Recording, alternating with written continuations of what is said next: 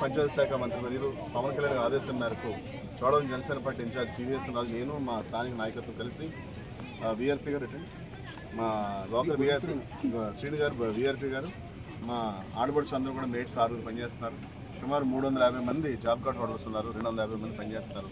ఈ జంగం చెరువు 36 ఎకరాల విస్తీర్ణంలో ఉంది. చాలా మంచి చెరువును చూడడం జరిగింది ఈరోజు.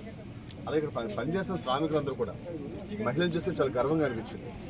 ఎంతో క్రమశిక్షణతో పాటు వారి తాలూకా సెల్ఫ్ రెస్పెక్ట్ని, వాళ్ళ ఆత్మాభిమానాన్ని పరిరక్షించుకుంటూ ఇంత మంచి పథకంలో పనిచేస్తున్నందుకు మరి ఖచ్చితంగా నాకు ధన్యవాదాలు తెలియజేస్తూ, ఒక మౌలికమైన సమస్యని, చాలా ఇంపార్టెంట్ సమస్య తీసుకొచ్చారు.